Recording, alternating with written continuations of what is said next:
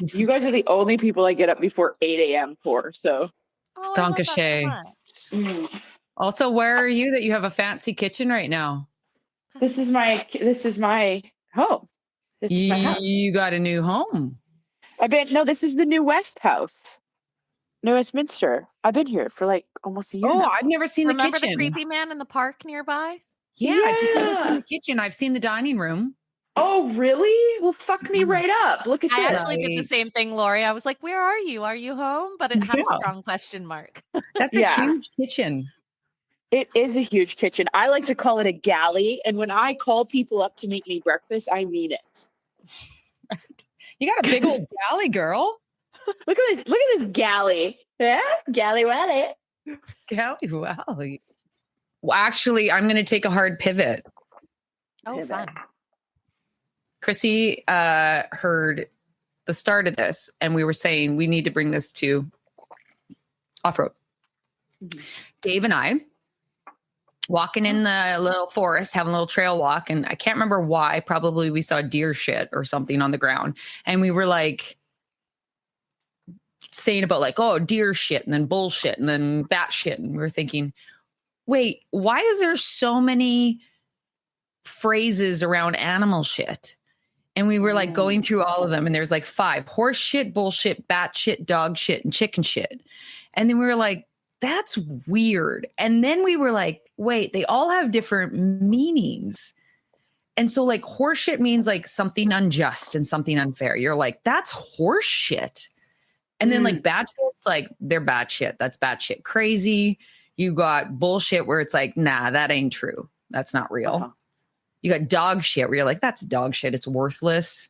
It's not worth anything. And then like chicken shit is like, you're scared, right? Or did I did chicken shit already? Horse shit, bullshit, bat shit, dog shit, chicken shit. And then the weirder part yet is that, and I could be wrong in this, but like you would say that saying most anywhere in the world, and someone to an extent would have an idea, like pretty universal. I guess Western culture for sure universal. But that's really weird that so much can be said in naming an animal's shit, and that it's different things, very specific things. But it's not even just the animals. It's like your hot shit. All of a sudden it's a great thing. Holy shit. Holy shit. Taking a shit. Good shit. That's some good shit. Yeah, that's some good shit. It's weird. I feel for the dogs. Why are they like, that's dog shit? Like, imagine being bat shit. Holy shit. Someone had a good point about the bat shit. They were like, maybe because it's that idea that like if you ever got bit by a bat and you got rabies or something or other. Oh, COVID. Well, that's some solid logic. But then that's the same as if you got bit by a wild dog. Or a chicken. Or this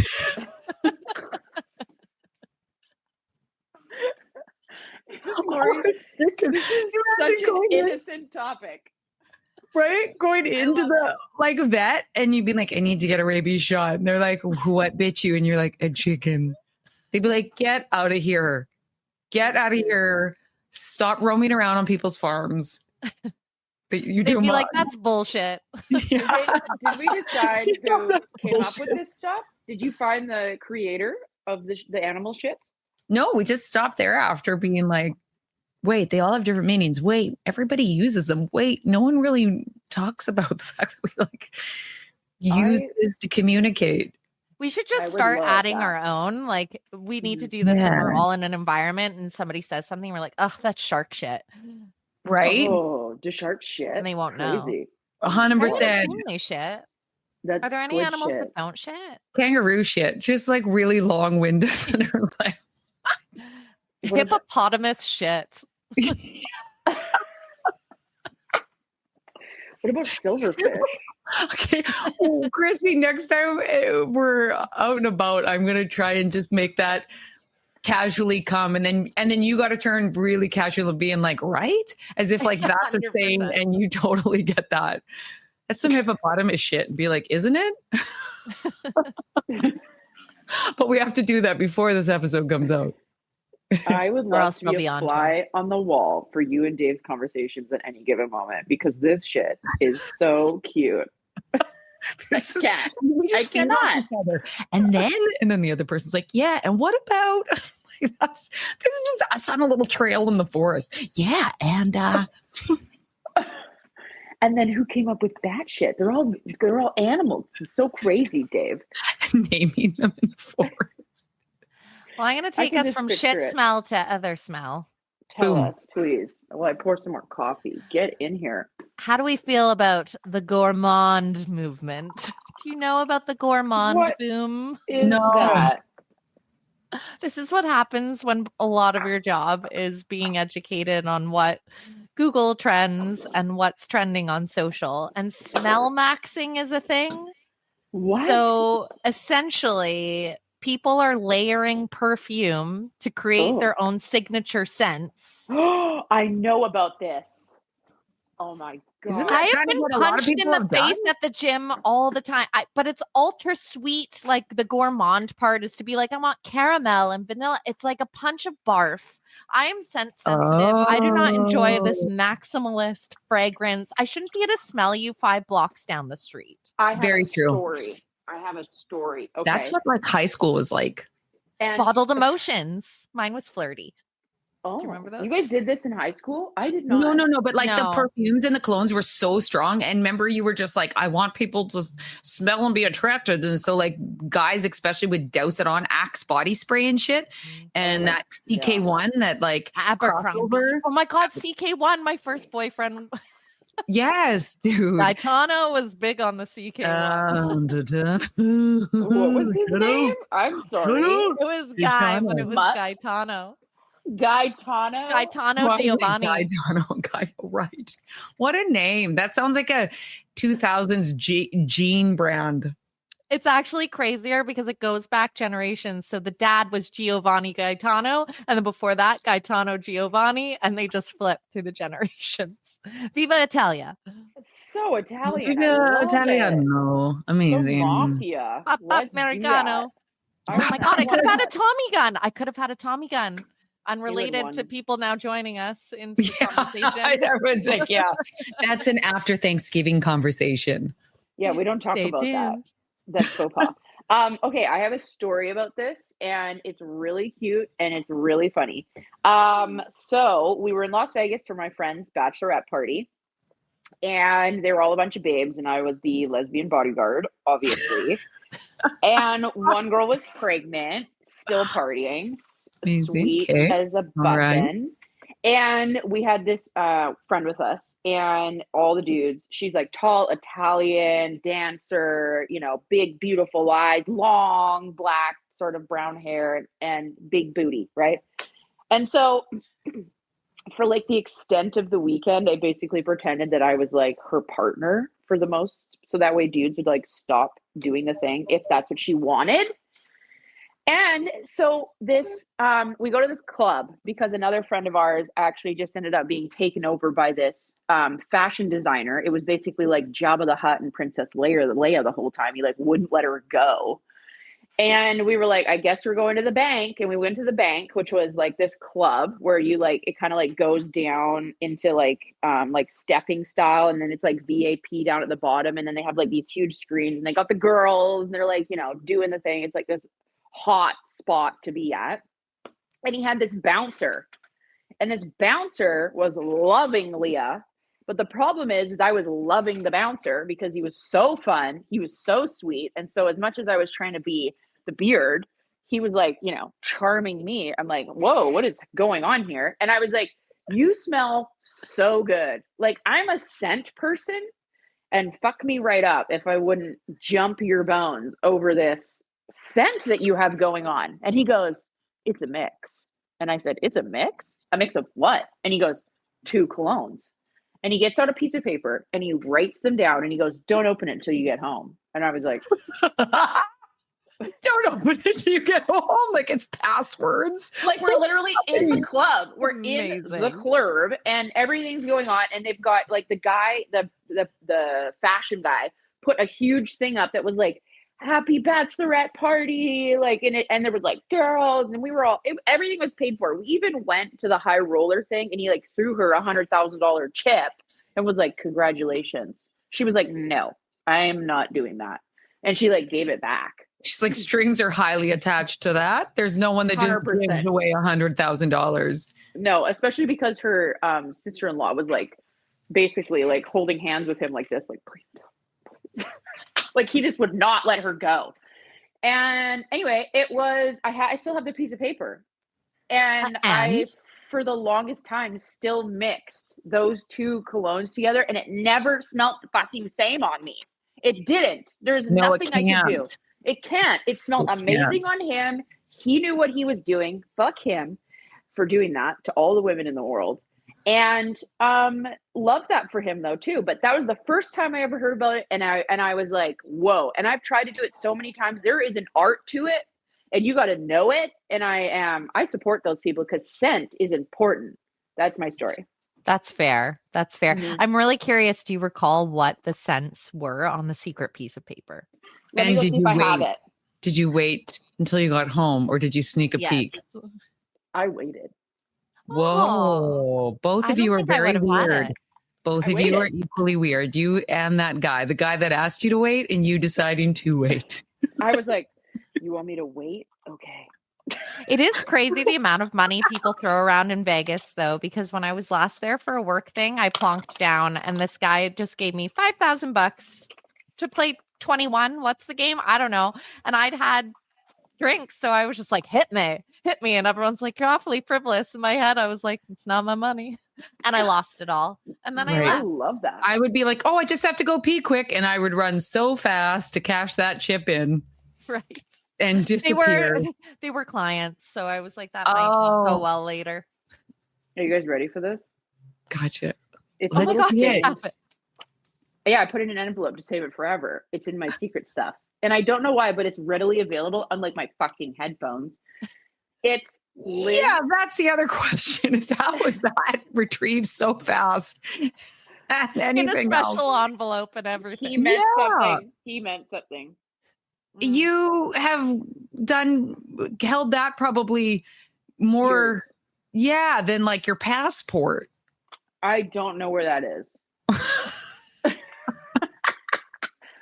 I don't. I'm sorry. I don't know why I held on to this for so long. This is such a good topic, actually. And okay, so you guys ready for the cliffhanger of colognes to put together? Yeah. Liz Claiborne Curve. Okay. Don't know. And the original men's Burberry mixed together. 50-50. Okay. Did he write 50-50 spray? Like, so just like one spray of each? Liz Claiborne mixed. Okay, sir. He has some nice and he went like this. Writing. And he was like, don't open it till later. He folded it carefully. And I came home and I opened it and it was like, palmed it to you. And then I put it in an envelope and was like, you're with me forever. You're like, I'm going to make this weirder than it possibly could be.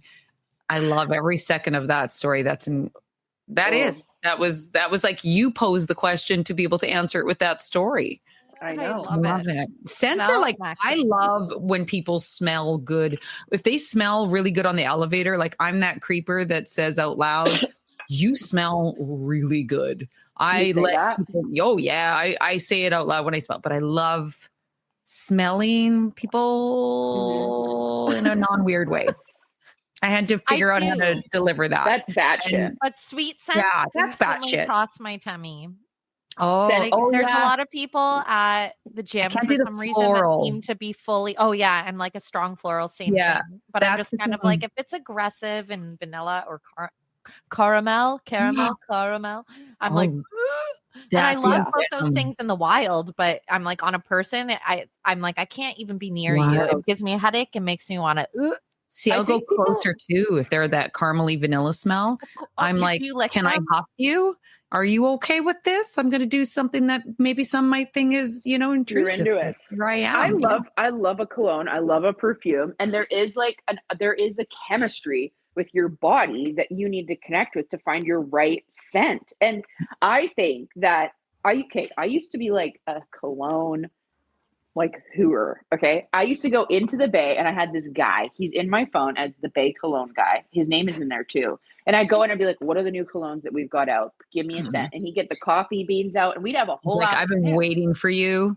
100%. I have been waiting, knew you walking in. I would get Mission is walking through the door. But you know what? I found out very quickly, no matter how expensive the perfume or the cologne is, it doesn't really matter. I found that oils, like essential oils, like Aesop, the cologne I wear now, HWL, is just like a drop, like a oil, like an essential oil that just like communicates really well with my skin. And it's nice. It doesn't overpower shit. It's like if you come in to sniff kiss my neck, you're getting a piece of that. But if you're in front of me, you might not smell it. And I like that. Yes. You know that's the jam sesh. My one went to high school, all through high school and college, I guess. It was Gap Heaven. And something about that must have worked with my skin, because it was like, it never failed. If someone hugged me, they'd be like, you smell good. And like people that like also wouldn't be the people that would say it. Like some of my more gruff guy friends that would never normally ever comment on that shit would be like, what is it? Almost like they're mad at it. What is it you wear? It always smells good. What is it? Like, you're like, okay, settle down. Had nothing to do with how good looking you are. A little piece of heaven, sir.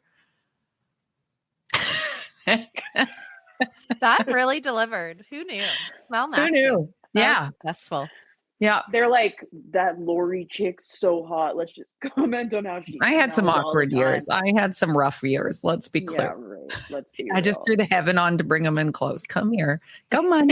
Come close. You know what's so funny is that I used to send a letter with my cologne on it. And I think now I'm like cringe because that shit was so strong. I can just imagine her opening up the envelope being like, fuck, what the fuck is that?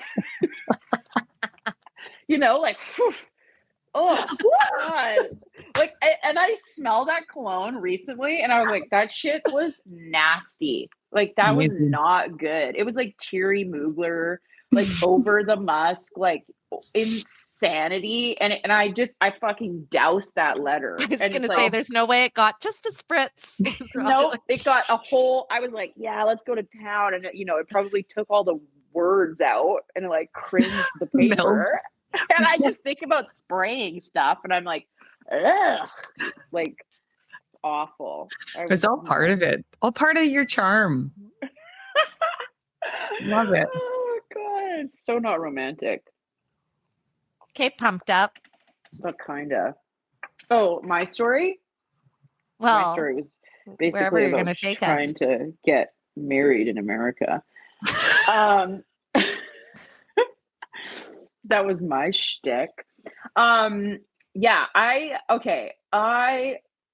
we gonna get serious? Are we gonna get serious here? Are you guys ready for this? Okay, we're not getting fucking serious.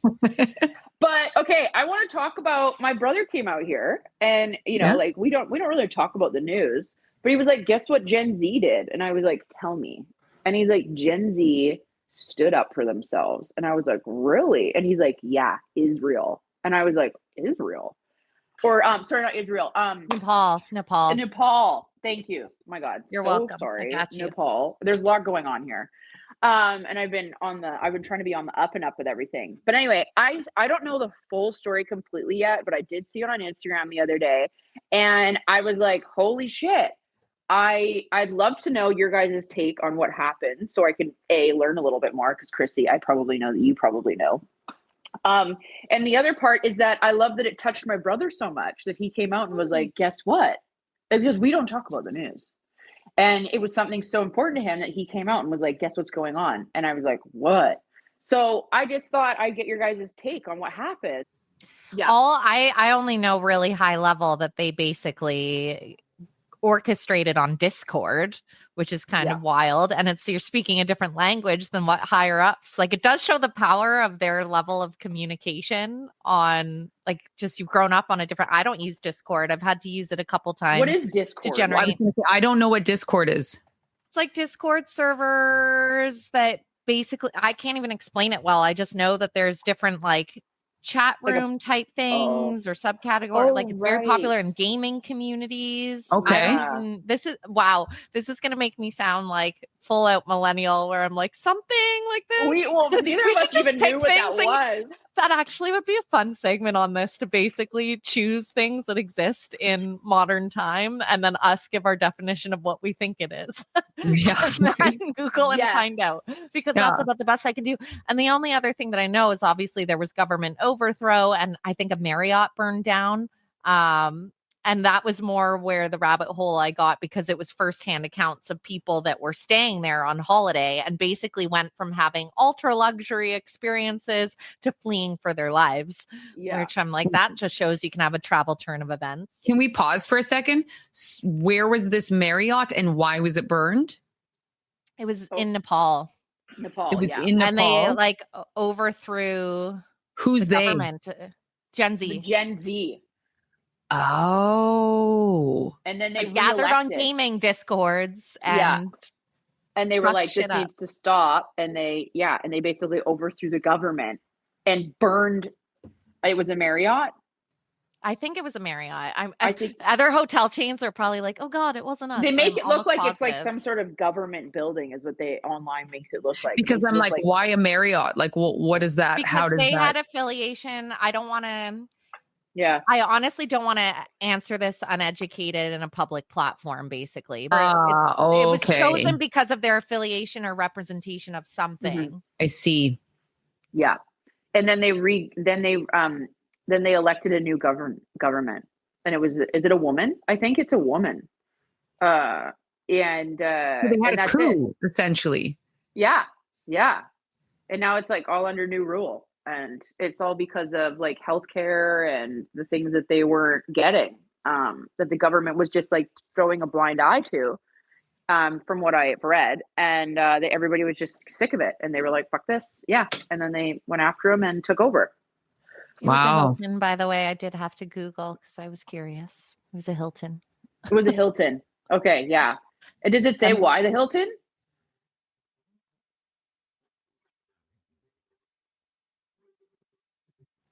Did I freeze or did everybody else? I froze too. Oh shit. Krissy, I thought you were still frozen. You scared me. Oh, there you are.